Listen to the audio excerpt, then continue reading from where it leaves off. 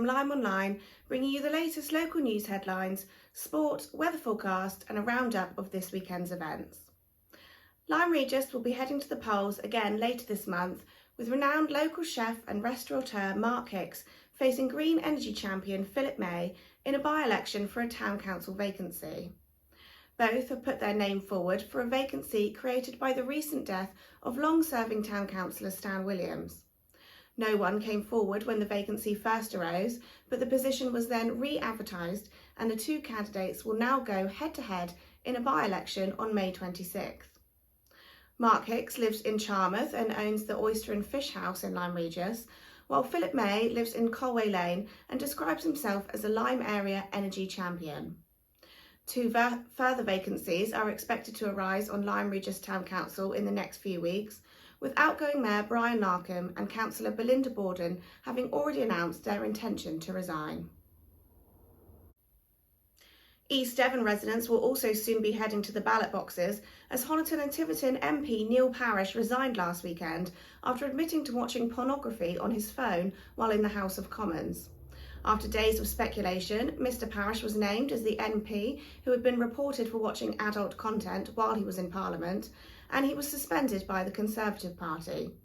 Mr Parish later decided to resign, admitting he had accessed the adult content website twice, once accidentally after searching for tractors on the internet, and once returning to the site intentionally.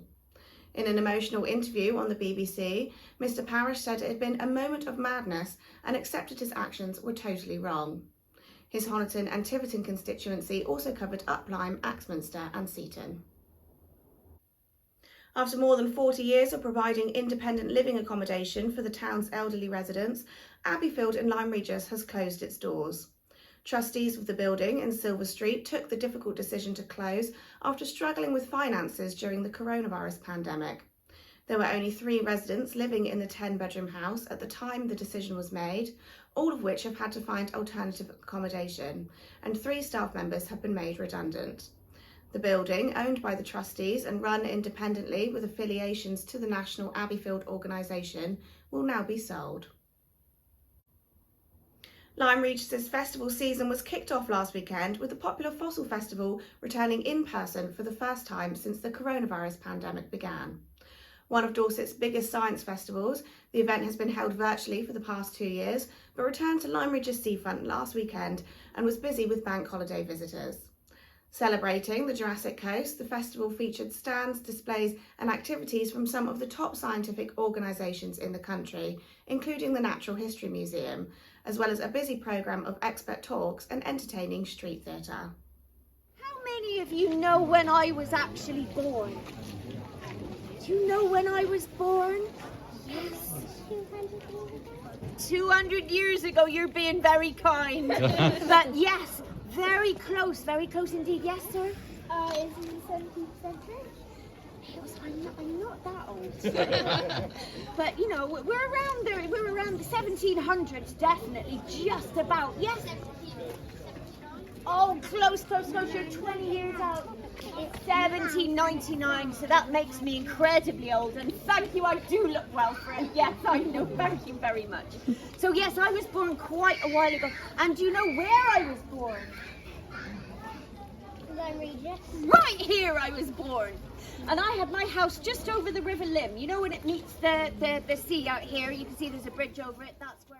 The festival season will continue this weekend with the return of Eat Lyme Regis, bringing some 50 food and drink producers to the seafront between 10 a.m. and 4 p.m. on Saturday, as well as street entertainers and live DJs. Lyme Regis's record-breaking event Guitars on the Beach will not go ahead this year, with organisers putting the decision down to a lack of support from the town council. Organisers made a statement on Facebook blaming a lack of support from the council and some local businesses for the cancellation. The council then made its own statement saying this was entirely untrue and it had not been approached by Guitars on the Beach organisers. The exchange resulted in a public spat between the two organisations, described by other Facebook users as immature and petty. Prior to the coronavirus pandemic, the popular event saw thousands gather on Lyme Regis Beach to play the guitar simultaneously for several years running. Devout Lyme Regis Christian Philip Sankey has been honoured by the Queen for his service to the Church of England. Mr Sankey, aged 83, was among 192 recipients of Maundy money presented at St George's Chapel in Windsor over the Easter week. The ceremony is usually conducted by the Queen, but due to her recent ill health, it was carried out instead by Prince Charles.